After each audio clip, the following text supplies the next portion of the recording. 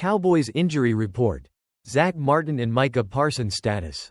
Right guard Zach Martin missed practice on Wednesday for a load management day but was ruled out again on Thursday due to a back injury.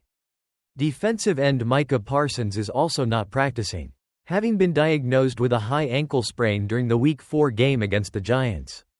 Parsons missed his first career game due to injury last Sunday and is unlikely to play again this week, with a potential return expected in Week 8 after the team's off week. Safety Marquise Bell returned to full participation after sitting out Wednesday due to illness, while cornerback Trevon Diggs missed Thursday's practice after being a full participant the previous day, citing an ankle illness issue. Additionally, safety Malik Hooker was added to the injury report with a neck issue but participated fully in practice. Linebackers Eric Kendricks, calf, shoulder, and Nick Vigil, foot, both missed practice for the second consecutive day. Ezekiel Elliott questions his role amid changing backfield dynamics. The Dallas Cowboys have set a franchise record with 19 consecutive games without a 100-yard rusher. Rico Dowdle has emerged as the team's leading back, recording 87 yards on 20 carries in a recent victory over the Steelers. This shift has left Ezekiel Elliott seeking clarity on his role within the offense. Elliott expressed his confusion regarding his limited opportunities, particularly in goal line and short yardage situations, stating he remains dumbfounded by the lack of snaps. In the first 5 games of the season, he played 32, 28, 15, 10, and 23 snaps, accumulating 30 carries for 98 yards and 1 touchdown. While Dowdle has increased his workload, fullback Hunter Luepke has also seen more involvement in the game plan. Notably, veteran back Dalvin Cook has yet to see any action this season after being signed to the practice squad in late August. Owner Jerry Jones addressed the situation, emphasizing the importance of managing the snaps of veteran players over the long season, particularly after Elliott was bypassed in critical short yardage situations during the game against the Steelers. Aaron Rodgers limited in practice due to ankle injury. New York Jets quarterback Aaron Rodgers was a limited participant in practice as he continues to recover from a low ankle sprain sustained during last Sunday's loss to the Vikings in London.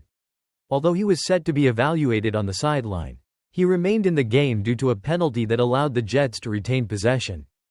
Despite the limited practice, both Rodgers and the team have expressed confidence in his availability for Monday night's matchup against the Bills. Injury updates included cornerback Michael Carter II, who missed practice with a back issue. Left tackle Tyron Smith had a rest day, while right tackle Morgan Moses was limited but is expected to return after missing 2 games. Tight end Tyler Conklin, hip, and linebacker C.J. Mosley, toe, also participated in a limited capacity. Jeff Ulbrich, the newly appointed interim head coach following Robert Saleh's dismissal, will lead the team as they prepare for the upcoming game. John Gruden secures key legal win against NFL and Roger Goodell. John Gruden, the former Raiders coach, has achieved a significant legal victory as the Nevada Supreme Court has ordered a rehearing of his case against the NFL and Commissioner Roger Goodell. This ruling could potentially overturn a previous decision that sent Gruden's claims to arbitration. The court's move, coming 3 years after Gruden's resignation, suggests a possible shift in favor of his arguments. If the justices wanted to maintain the NFL's position, they could have simply let the original ruling stand. The order for a rehearing indicates that there may be more support for Gruden among the justices. Gruden's case hinges on claims of a flawed reading of the NFL's constitution, arguing that any arbitration led by Goodell presents a conflict of interest, especially since the case is against the commissioner himself. Critics argue that allowing Goodell to oversee such disputes compromises fairness and transparency. Despite the controversy surrounding Gruden's emails, which contained inappropriate comments that led to his resignation, there are calls for accountability regarding who leaked these documents and the motives behind it. Many believe that understanding these dynamics is crucial for maintaining the integrity of the league.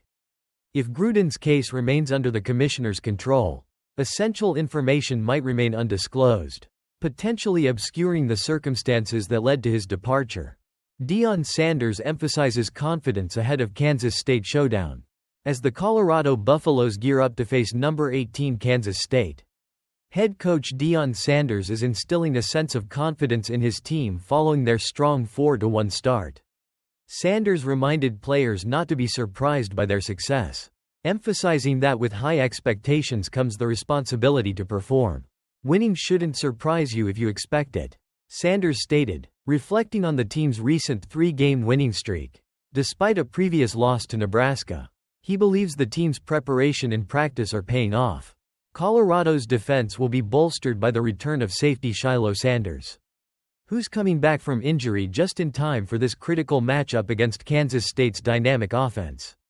Sanders is also focused on keeping his players grounded. A win doesn't care who gets it, he warned, urging them to maintain their work ethic. The Buffaloes are not just looking to ride their momentum, they're determined to continue improving. Athletic Director Rick George expressed strong support for Sanders, praising the increased attendance and visibility of the program. Looking ahead, Sanders hopes to build a long-lasting legacy at Colorado. As for former player Dylan Edwards, who transferred to Kansas State, Sanders expressed goodwill but made it clear his focus is solely on this weekend's game. While reflecting on his past experiences with baseball, including his early days as a Royals fan, Sanders shared insights that shaped his career. Now, he's eager to support standout player Travis Hunter as he pursues accolades of his own.